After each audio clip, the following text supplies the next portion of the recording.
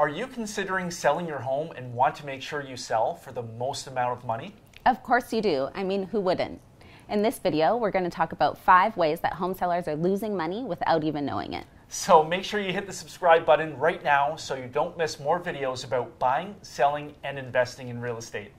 I'm Kristen Pereira, lead stylist with Well Dressed Home. I've been recognized as 2019's Rising Star and top redesigner in North America. And I'm Seth Ferguson, a 12-year real estate veteran, host of a real estate TV show, host of a real estate investing podcast, and the author of the real estate book, Sell for More. So let's dive right into it and talk about the 5 reasons why sellers are losing money without even knowing it.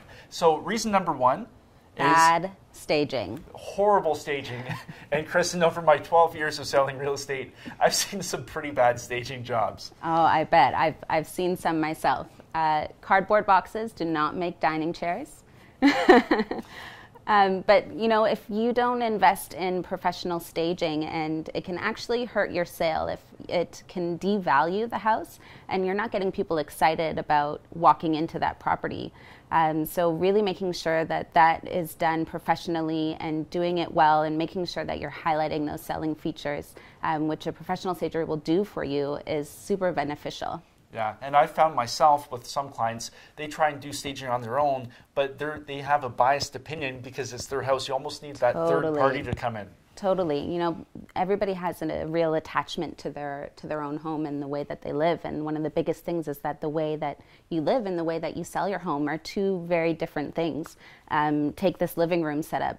You know, if this was a living room, we probably would have the sofa face the other way and we would have the TV over here. But for staging, it's really not an ideal way for photography and for setup. And reason number 2 is working with the wrong agent. Oh, for sure. I've seen it so many times where people hire family members or family friends, and they're not necessarily the best person to be selling your house. Absolutely. And the one thing I mentioned in my book, I think I covered like 3 chapters on this, is the cream always rises to the top in real estate. So the top 5% of agents are the ones selling all the homes. So you really have to make sure you're working with somebody who knows the market intimately, who can negotiate your sale from the strongest position and really educate you on the best decisions you can make during that whole sale process. Totally. Or I've seen a lot of people even, hire agents based on the lowest amount of commission that they're hiring them for. And I really believe that you get what you pay for. 100%. And reason number 3? Bad pricing. Yeah.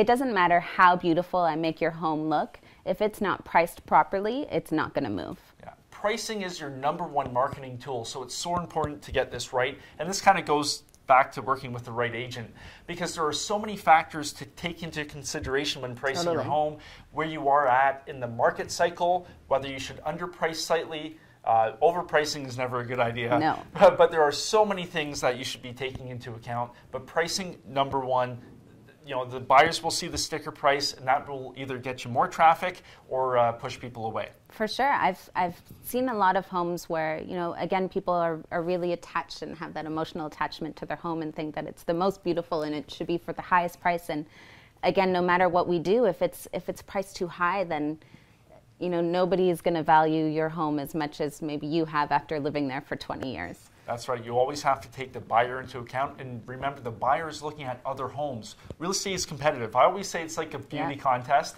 and there's only one winner. So you don't want to be the other 9 people who leave the stage without a prize. And reason number 4 is bad exposure. And what I mean by bad exposure is 80% of buyers out there are already working with real estate agents. So it's important to make sure your listing is put in front of all the agents out there working with buyers, as well as people coming off the street. So it's really important to use the right real estate boards, making sure the right agents are seeing your home. I know of one example where an agent came in from out of town, had the property marketed on the wrong real estate board, so none of the local people knew about it, and it cost the seller at least $30,000. Wow. Well, and one of the things that we do for staging is mostly for those online photos, but if nobody is seeing them, then what good is it really doing for you? That's what's marketing your property. Even when I bought my own house, that house was not listed on the Toronto board. It was only in Halton. So I think had it have been there, we would have had to pay so much more. The house would have had so much more competition, and they probably would have made way more money on it.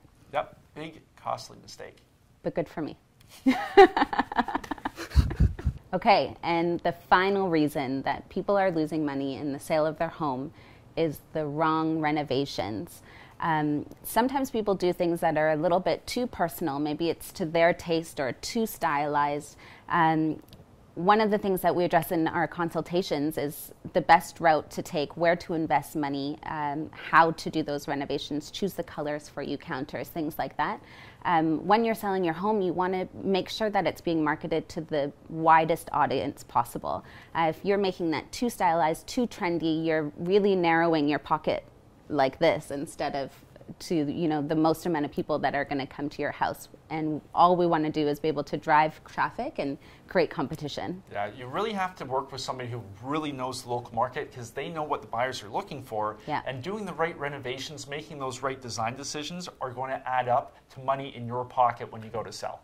So those are the 5 reasons why sellers are losing money without even knowing it. And if you're considering selling your home, we want to talk to you. We do. So hit the link in the description below so you can book a call with us. That's great. And if you like this video, hit the like button, leave a comment, let us know what you think. And until next time. Thanks for watching. Thanks for watching, and happy selling.